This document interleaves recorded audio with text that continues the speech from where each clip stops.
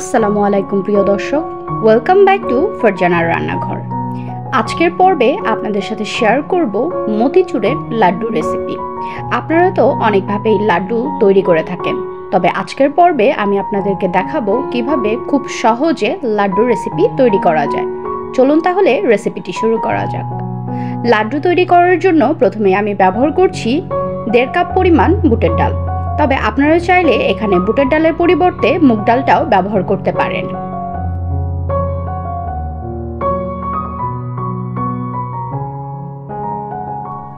এখন আমি ডালটাকে কিছু সময়ের জন্য পানি দিয়ে ভিজিয়ে রাখব। আমি প্রায় 3 ঘন্টার উপরে ডালটা পানি দিয়ে ভিজিয়ে রেখেছিলাম। দেখতেই পাচ্ছেন ডালটা অনেকটাই ফুলে উঠেছে। এখন আমি ডালের পানিটা পরিষ্কার করে একটি ব্লেন্ডারে ডালগুলো ঢেলে নিচ্ছি। ডালগুলো ব্লেন্ডারে দিয়ে ব্লেন্ড করে নিব। দেখতেই পাচ্ছেন ডালের পেস্টটা ঠিক কতটা স্মুথ হয়েছে। এইভাবে ঠিক একই প্রক্রিয়ায় আমি বাকি ডালগুলো ম্যাশ করে নিয়েছি। এখন চলে যাব এই ম্যাশ করা ডালের বড়া তৈরি করতে।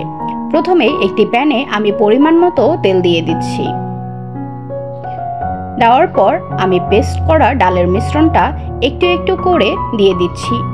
ঠিক ভিডিওতে যেমনটা দেখতে পাচ্ছেন, আমি এখানে ডালের পেস্টটা একটু বড়া শেপে বড় বড় করে দিয়ে দিচ্ছি।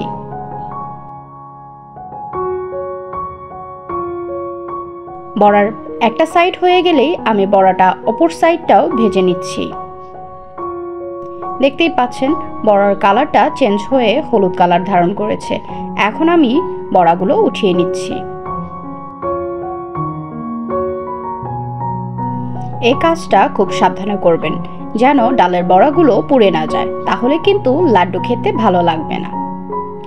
এখন আমি আবারও ডালের পেস্টটা নিয়ে বড়া তৈরি করে নিচ্ছি।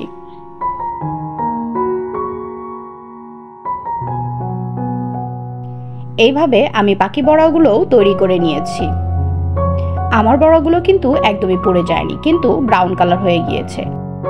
এই পর্যায়ে আমি অপেক্ষা করব বড়াগুলো ঠান্ডা হয়ে আসা পর্যন্ত। বড়াগুলো ঠান্ডা হয়ে আসার পর আমি বড়াগুলো ছোট ছোট টুকরো করে চিড়ে নিচ্ছি। এই কাজটা বড়াটা ঠান্ডা হওয়ার পরেই করবেন, গরম অবস্থায় এই কাজটি করতে যাবেন না। এতে করে লাড্ডুর শেপ দিতে পরবর্তীতে অসুবিধা হবে। সমস্ত বড়াগুলো আমি ছোট ছোট টুকরো করে চিড়ে নিয়েছি। এখন সেই ছোট ছোট টুকরোগুলো আমি ব্লেন্ডারে দিয়ে দিচ্ছি। ঠিক এইরকম অবস্থায় আমি ব্লেন্ডার থেকে নামিয়ে নিচ্ছি। একদম ঝুরঝুরে হয়ে গিয়েছে, কিন্তু একটু দানাদার ভাব আছে। আমি একটু জুম করে আপনাদেরকে দেখিয়ে দিলাম। এই পর্যায়ে চলে যাচ্ছি শিরা তৈরি করতে। প্রথমেই প্যানে দিয়ে দিলাম পরিমাণ মতো চিনি।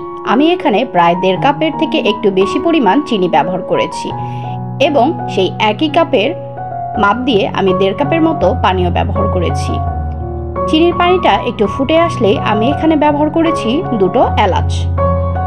এই পর্যায়ে আমি দিয়ে দিচ্ছি কিছুটা ফুড কালার। আমি এখানে রেড ফুড কালারটা ব্যবহার করেছি, তবে আপনারা চাইলে ইয়েলো অথবা অরেঞ্জ ফুড কালারটাও ব্যবহার করতে পারেন। ফুড কালারটা নিতান্তই অপশনাল, আপনারা না চাইলে দিবেন না। এখন শিরাতে ব্যবহার করছি আগে থেকে ব্লেন্ড করে রাখা ডালের মিশ্রণগুলো। শিরার সাথে ডালের মিশ্রণটা খুব ভালোভাবে মিক্স করে নিচ্ছি। আমি একটু একটু করে ডালের মিশ্রণটা দিচ্ছি এবং সাথে সাথে মিশিয়ে নিচ্ছি। এইভাবে ডালটা খুব ভালোভাবে শিরার সাথে মিক্স করে নিতে হবে। এই পর্যায়ে আমি দিয়ে দিচ্ছি কিছুটা ঘি। ঘিটা দেওয়ার পর ঘিয়ের সাথে খুব ভালোভাবে মিশ্রণটাকে মিক্স করে নিয়ে এখন দিয়ে দিচ্ছি গুঁড়ো দুধ। গুঁড়ো দুধটা নিতান্তই অপশনাল, আপনারা চাইলে গুঁড়ো দুধের পরিবর্তে মাওয়াটাও ব্যবহার করতে পারেন। এখানে আসলে গুঁড়ো দুধটা বাইন্ডিং এর কাজ করবে। এখন লাড্ডুর মিশ্রণের সঙ্গে গুঁড়ো দুধটা খুব ভালোভাবে মিশিয়ে নিব।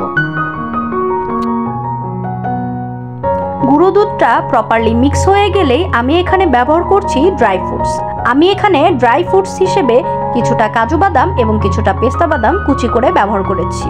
এরপর লাড্ডুর মিশ্রণের সাথে বাদামগুলো খুব ভালোভাবে মিশিয়ে নিলেই রেডি হয়ে গেল মতিচুরের লাড্ডুর মিশ্রণটা। এখন চলে যাব লাড্ডুটার শেপ দিতে। প্রথমে আমি হাতে কিছুটা ঘি মেখে অল্প কিছুটা পরিমাণ মিশ্রণ নিয়ে গোল করে লাড্ডুর শেপ দেওয়ার চেষ্টা করছি। এই লাড্ডুর শেপটা দেওয়ার ক্ষেত্রে আপনাদেরকে অবশ্যই সতর্ক থাকতে হবে যেন মিশ্রণটা খুব বেশি ঠান্ডা না হয়ে যায়। খুব বেশি ঠান্ডা হয়ে গেলে এই মিশ্রণটা আর লাড্ডু শেপ দেওয়া যাবে না। লাড্ডু শেপ দেওয়ার আগেই মিশ্রণটা ভেঙে ভেঙে যাবে, যার কারণে একটু গরম অবস্থাতেই লাড্ডু শেপটা দেওয়ার চেষ্টা করবেন।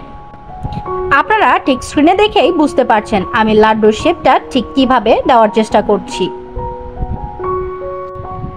বাইরের দোকান থেকে কিনে খাওয়ার চাইতে ঘরে থাকা অল্প উপকরণ দিয়েই মিষ্টির দোকানের মতো পারফেক্টভাবে মতিচুরের লাড্ডু তৈরি করতে পারবেন।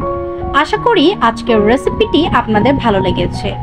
যদি রেসিপিটি ভালো লেগে থাকে তাহলে অবশ্যই ভিডিওতে একটি লাইক দিবেন এবং আমার চ্যানেলটি সাবস্ক্রাইব করে আমার চ্যানেলের সঙ্গেই থাকবেন। দেখা হবে অন্য কোনো ভিডিওতে। ততক্ষণ পর্যন্ত ভালো থাকবেন। আল্লাহ হাফেজ।